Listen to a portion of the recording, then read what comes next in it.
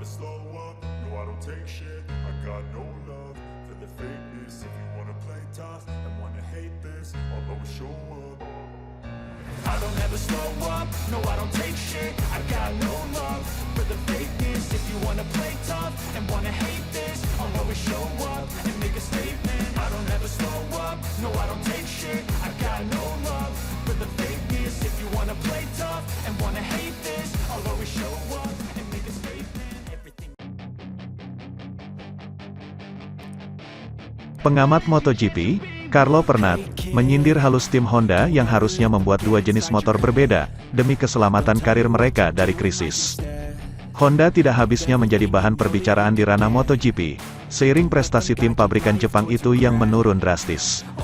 Tahun ini, Honda merana merasakan penderitaan sebagai tim terburuk di klasemen konstruktor MotoGP 2022.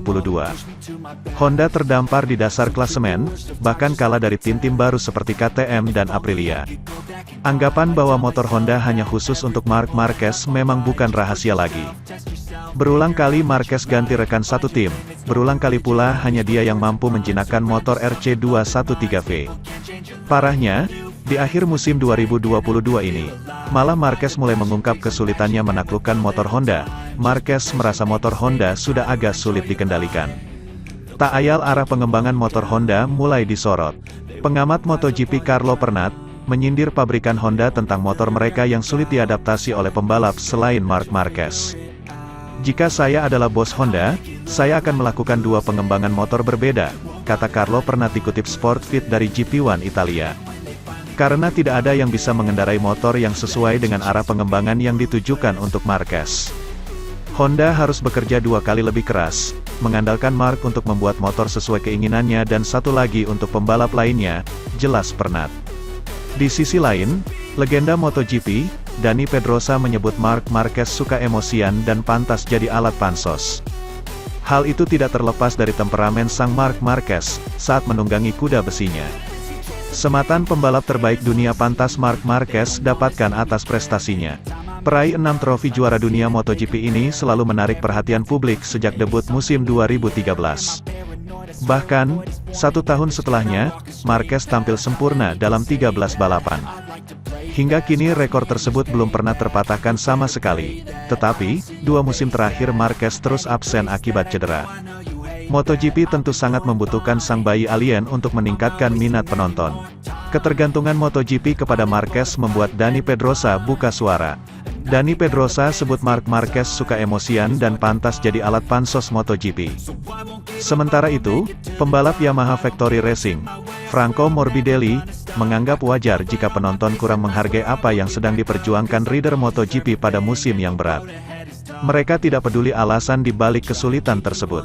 Setelah finish runner-up musim 2020 dengan 3 kemenangan, Morbidelli sulit mengulanginya, cedera lutut menjadi awal bencana. Ia tak bisa menemukan performa terbaik dengan Yamaha Spec 2019 yang disediakan Petronas SRT, serta Izer M1 versi 2022 ketika pindah ke tim pabrikan. Morbidelli susah payah bertarung untuk menembus zona poin. Pada akhirnya, Morbidelli mencetak 42 poin di sepanjang musim 2022 dengan finish terbaik ke-7. Ia membuat terobosan di balapan terakhir dalam mentransisikan gaya mengemudinya dari yang lebih halus ke pendekatan yang lebih agresif. Cedera lutut, pergantian tim dan perubahan tunggangan yang signifikan menjadi pemicu penurunan prestasinya di MotoGP 2022. Terkadang, fakta ini tidak diperhatikan oleh para pengkritik.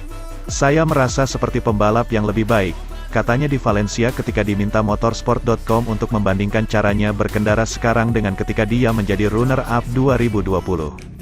Ketika merasa kesulitan membuat Anda lebih kuat, dan saya merasa seperti saya mengubah banyak hal ketika harus mengganti motor. Saya berganti kru, saya berganti ligamen, saya berganti motor, dan saya berganti tim. Jadi banyak perubahan yang memperlambat prosesnya. Itu normal, bahwa orang tidak menghargai perjuangan Anda, saya tidak peduli.